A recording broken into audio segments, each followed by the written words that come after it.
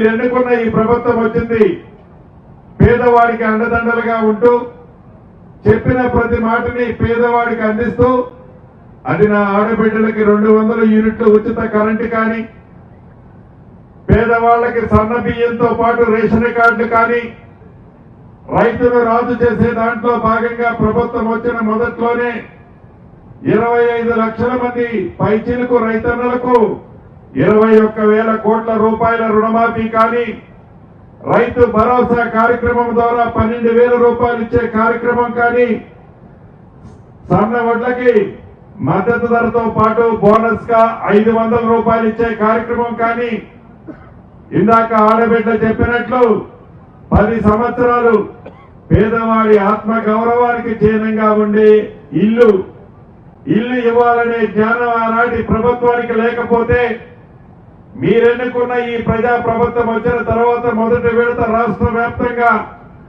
4.5 లక్షల ఇల్లు ప్రతి ఇంటికి 5 లక్షల రూపాయల చొప్పున ఇస్తూ రెండో విడత కూడా మొన్ననే ముఖ్యమంత్రి గారు చెప్పారు జూన్ 2వ తారీఖు నాడు ఆదిలాబాద్ నుంచి రెండో విడత ఇల్లు కూడా ఈ ప్రభుత్వం ఇస్తుందనే తీపి కబురు మీకు చెప్పడం జరుగుతుంది. రెండో విడతే కాదు, 3వ విడత ఇస్తాం, 4వ విడత ఇస్తాం. రాష్ట్ర వ్యాప్తంగా ఏ పేదవారు ఉన్నారో ఇది ఏ పార్టీ అని అడగాం, ఏ కులమని అడగాం, ఏ మతమని అడగాం.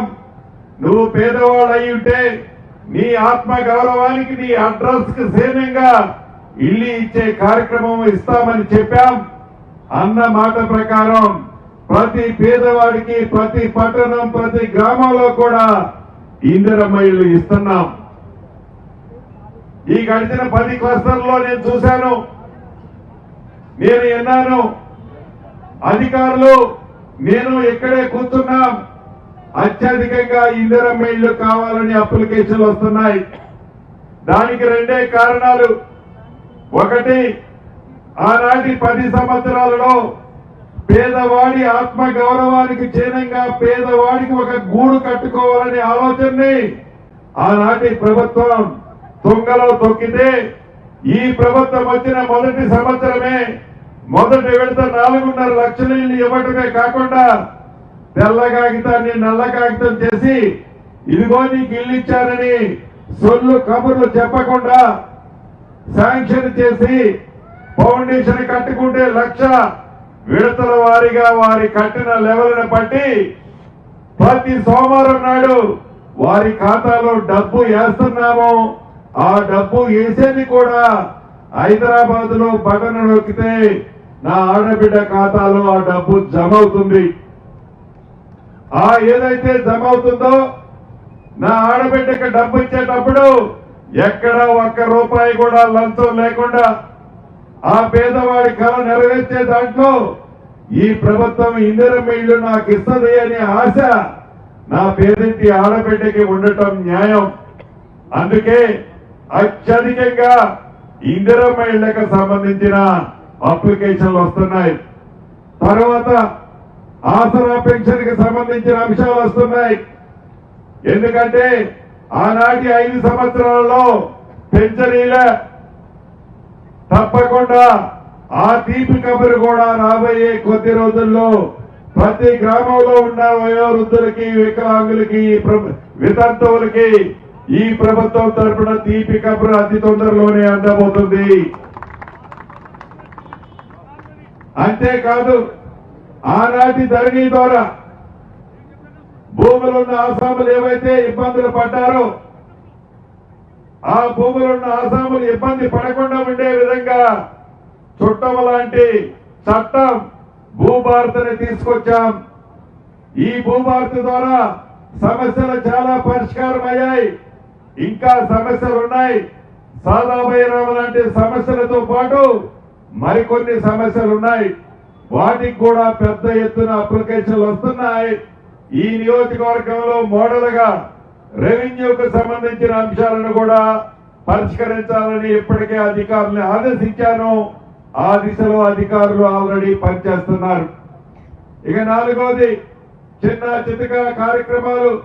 200 యూనిట్లు రాలేదని కొద్దిమంది, గ్యాస్ కి సబ్సిడీ రాలేదని కొద్దిమంది, ఇలా మరికొంతమంది ఆడబిడ్డలు కూడా రావటం జరుగుతుంది. న్యాయమైన మీ సమస్యని ఈ ప్రభుత్వం చిత్తశుద్ధితో పరిష్కరిస్తుందని కూడా ఈ వేదిక ద్వారా మీకు తెలియజేస్తున్నాను. ఇది మీరు ఎన్నుకున్న ప్రభుత్వం. రైతులు రాజు చేసే కార్యక్రమాన్ని చేపట్టాం.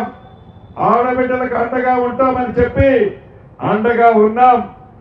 నిరుద్యోగ యువతకి ప్రభుత్వం వచ్చిన మొదటి 2 సంవత్సరాల్లోనే సుమారు 70,000 పైగా ఉద్యోగాలు ఈ ప్రభుత్వం వచ్చిన తర్వాతే ఇచ్చిన సంగతి నా నిరుద్యోగ తమ్ముళ్ళకి తెలుసు. ఇక్కడ ఒక విషయాన్ని మీరు గమనించాలి. 2-3 రోజుల క్రితం కేంద్ర ప్రభుత్వం ఏదైతే మాది డబుల్ ఇంజిన్ సర్కార్ అని గొప్పలు చెప్పుకునే కేంద్ర ప్రభుత్వం నీట్ అనే ఎగ్జామ్ ని ఏర్పాటు చేస్తే నీట్ కార్యక్రమం ద్వారా దేశవ్యాప్తంగా 23 లక్షల మంది విద్యార్థులు హాజరై ఎగ్జామ్ రాసిన తర్వాత ఏ డబుల్ ఇంజిన్ సర్కార్ అయితే ఉందో, ఏ డబుల్ ఇంజిన్ సర్కారు ప్రభుత్వం ఉన్న రాష్ట్రాలైన రాజస్థాన్, మహారాష్ట్ర లాంటి రాష్ట్రాల్లోనే మన రాష్ట్రంలో ఆనాడు జరిగినట్లు పేపర్లు లీక్ చేసి సుమారు 43 గంటల ముందే ఆ నీటి పేపర్లు లీక్ చేసి ఆ డబుల్ ఇంజిన్ సర్కారున్న ప్రభుత్వాల ప్రాంతాల్లోనే లీక్ చేయటం వల్ల దేశవ్యాప్తంగా 23 లక్షల విద్యార్థులు వారి భవిష్యత్తు, నిరుద్యోగ యువకుల భవిష్యత్తు ఈనాడు కేంద్ర ప్రభుత్వం వల్ల అంధకారమైంది. దాంట్లో భాగంగా తెలంగాణ రాష్ట్రంలో 70,000 మంది విద్యార్థులు ఈనాడు రోడ్డున పడ్డారన్న సంగతి కేంద్ర ప్రభుత్వం తెలిసి చూసి కూడా కళ్ళు మూసుకొని మాకేమీ కనపడటం లేదని నాటకం ఆడుతున్న మాట ముమ్మాటికి నిజం.